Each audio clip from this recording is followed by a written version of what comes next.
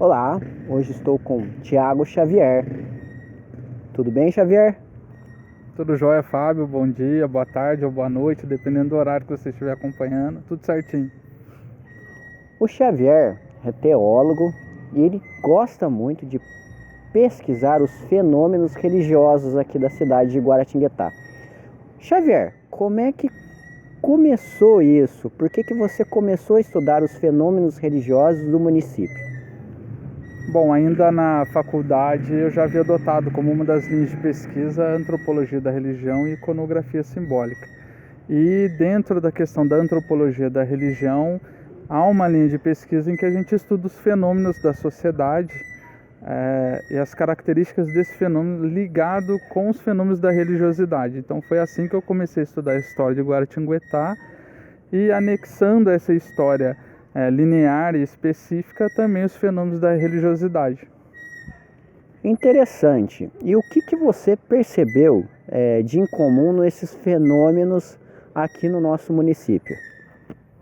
Bom, os fenômenos sempre estão relacionados ao desenvolvimento, né? Haja vista que a própria questão ocidental nossa já tem por característica o surgimento das pequenas vilas em torno das capelas. Então, primeiro se ergue as capelas, então o povoamento acaba crescendo e se desenvolvendo em volta dessa capela. Por aí a gente já pode ter um paralelo muito curioso com a questão do surgimento do próprio município e das religiosidades. Como nossa tradição literalmente lusitana, essas nomenclaturas lusitanas como Santo Antônio, São Benedito, que embora seja italiano, mas veio trazido para cá dentro dessa tradição lusitana, acaba permeando a história de Guaratinguetá como um todo. Entendi. Então pode-se dizer que não somente em Guaratinguetá, mas que no Brasil todo praticamente, as cidades foram construídas ao redor das igrejas, das capelas iniciais e ainda por cima de fenômenos religiosos num contexto de catolicismo popular? A primeira manifestação religiosa que chega no Brasil é o catolicismo, né? Por uma tradição muito básica da própria ordem de Cristo trazida por Cabral para cá. Agora, a manifestação desses fenômenos elas vão ganhando corpo com as manifestações populares. É importante distinguir o que é uma manifestação popular religiosa e o que é uma manifestação dentro da catequese, da pedagogia e da tradição da igreja. Então são duas coisas distintas. Porém, a catequese em si, né, é um termo basicamente que a gente usa para significar toda essa estrutura pedagógica da igreja, ela se alimenta muito do fenômeno que é social, orgânico e popular, né? E essa é a origem das festividades, por exemplo, como as festividades de São Gonçalo, São Benedito e afins. Aproveitando o gancho, qual a diferença desse catolicismo mais popular de um catolicismo mais institucionalizado na sua visão de teólogo? Bom, o catolicismo institucionalizado está enraizado dentro da pedagogia da igreja de uma construção de séculos através dos pais da igreja, né, dos doutores da igreja e por aí vai. Podemos citar vários, Tomás de Aquino, Agostinho, entre outros tantos, cujos pensamentos são formatados em concílios, Concílio Vaticano II, I, III e afins.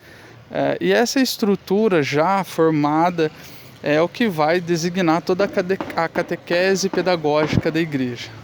Ponto. Porém, você tem o cidadão que muitas vezes não carece dessa faculdade cognitiva de interpretações da teologia da igreja, mas tem a sua forma de manifestação simples de devoção a um determinado santo e afins. E isso acaba acontecendo, como eu falei, de forma orgânica e popular, ganhando características da popularidade regional das pessoas, que em alguns momentos podem parecer contrapor a pedagogia da igreja, mas na verdade é um casamento em que ocorre dentro desse fenômeno orgânico e natural com a estrutura institucionalizada da igreja. Em se tratando da festa de São Benedito e de Santa Cruz, inclusive estamos agora na frente da igreja de São Benedito e Santa Cruz, no bairro do Campo do Galvão, em Guaratinguetá, inclusive no centro, muito próximos, a cerca de 50 metros do centro geográfico da cidade. Como é que isso acontece? Por que temos a evolução de uma festa de São Benedito, que inclusive tem duas festas aqui na cidade, inclusive gostaria de saber por que tem duas festas também, como é que você enxerga isso? Bom, a festa tradicional, ela tem 266 anos, ela ocorre a partir de 1757, com a oficialização, por assim dizer, da Irmandade dos Homens Pretos Cativos de São Benedito. Posteriormente, em 1909, nós temos uma segunda festa de São Benedito acontecendo, na região em que vai surgir apenas em 1928 a cidade de Aparecida. Então nós podemos dizer que até ali o início do século XX nós já tínhamos duas festas de São Benedito acontecendo. Segundo relatos de testemunhas que teriam participado de todo o movimento que originou, né, a igreja de Santa Cruz e São Benedito aqui no Campo do Galvão, João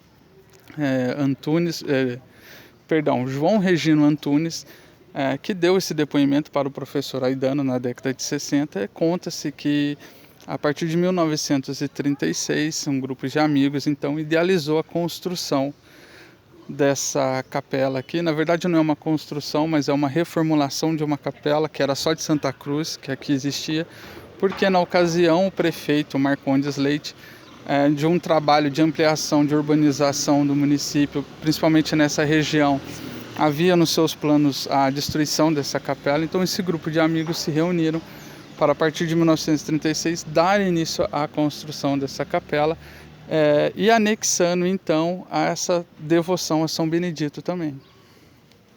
E como é que se dá a evolução da festa para os dias de hoje, incluindo a figura de São Gonçalo no contexto da paróquia do Puríssimo Coração de Maria? Bom, primeiro nós temos a manifestação a São Gonçalo acontecendo já a partir de 1726, né? Os tropeiros que por aqui passaram pernoitavam às margens do Ribeirão, conhecido como Rio Comprido, e eram devotos de São Gonçalo. Então eles erguem uma capela São Gonçalo em 1926. No Ribeirão, que era Rio Comprido, passa a ser chamado de Ribeirão São Gonçalo, e inicia-se a devoção a São Gonçalo, que vai durar 30 e poucos anos, até que os escravos, então, dando início a esse movimento abolicionista, que era a Irmandade dos Homens Pretos Cativos, que não podiam participar da sua devoção na capela principal, constrói uma capela anexa, chama essa capela de São Benedito, né? Institui então São Benedito por uma questão de semelhança de uma luta abolicionista, por ser um santo negro e afins, e nasce a partir daí as festividades de São Benedito. Então a conexão entre São Gonçalo e São Benedito se dá por meio dessas duas manifestações ali no século XVIII ainda. Compreendi. Você também mencionou que era uma luta abolicionista, e é claro, temos que considerar que São Benedito era um homem negro. Como é que se dá essa contextualização da questão religiosa com a questão abolicionista no Brasil? Então, primeiro nós devemos entender que há um certo sincretismo entre a religião africana e a religião cristã. Isso porque os negros temiam a manifestação livre da sua fé, né, muito arraigada no candomblé e outras tradições. Então eles formam uma espécie de sincretismo onde os seus orixás acabam ganhando o nome dos santos da igreja. Isso já demonstra uma certa articulação muito curiosa, muito interessante em termos de fenômeno religioso para se estudar a sociedade naquele período. E você tem a causa abolicionista, que ainda está no início da sua efervescência, acontecendo sobretudo aqui na região do Vale do Paraíba. Haja vista que nós estamos falando de um período cujas tensões da Guerra dos Emboabas ainda está fervilhando no sangue das pessoas. E muitos negros participaram dessa guerra dos paulistas contra os Emboabas para o domínio das Minas Gerais, né, as minas de ouro. Então esse movimento que se veste do manto da religiosidade, os homens pretos cativos de São Benedito, tinha por finalidade, sobretudo, angariar recursos dentro das festas das quermesses para comprar a alforria dos seus irmãos, né? E há uma estrutura de articulação muito curiosa que envolve a corte, que não é apenas um adorno festivo, mas representa os líderes de uma administração toda complexa e muito rica de um movimento abolicionista que ainda não pode se expressar como abolicionista propriamente dito. Entendi. Então, na sua opinião, é importante trazer essa memória do movimento abolicionista e qual a importância de manter essas tradições das festividades de São Benedito para hoje, no século XXI, num momento que estamos bastante, digamos, secularizados? Bom, a tradição ela é um importante recipiente que mantém muito da nossa história. Então, manter a tradição é uma forma de manter viva algumas histórias, não deixar que essas histórias sejam apagadas e, sobretudo, os ideais que essas histórias carregam, né, ao longo dos séculos. Nós acabamos de falar, por exemplo, dos ideais abolicionistas, né, que estão intimamente ligados às festividades de São Benedito. Então, essa importância da manutenção da história também, ela encontra um paradoxo muito complexo na atualidade, porque não há uma conexão entre as gerações. Então, as gerações mais tardias não prepararam tanto as gerações que estão agora, que deveriam pegar o cajado para continuar, né, o conto dessa tradição. E há um sério risco, portanto, de que enxertos da modernidade vão sendo anexados a uma tradição que era riquíssima, e quanto mais para trás na história a gente percorre, nós percebemos o quão desconecto as festividades atuais estão da realidade pela qual ela se originou. E isso é preocupante. Entendi. Xavier, agradeço pela sua presença, pela presença de você também que aí está nos assistindo. E qual é a sua última mensagem nessa pequena entrevista que estamos fazendo?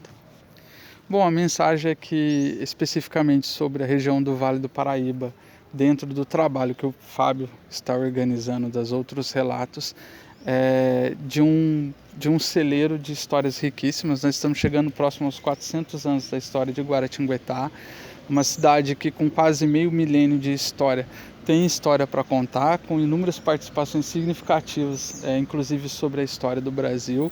E aqui nós estamos à frente de uma das igrejas, né, na Praça Piratininga de Guaratinguetá, que recentemente acabou de realizar uma das suas festividades também, a São Benedito, que é uma importante tradição. Então, se há uma consideração a fazer, é um apelo para que haja uma conexão entre as gerações na manutenção e preservação da nossa história e da nossa tradição. Isso aí. Muito obrigado, Xavier. Muito obrigado a você também por ter nos assistido. Fábio Celete para outros relatos.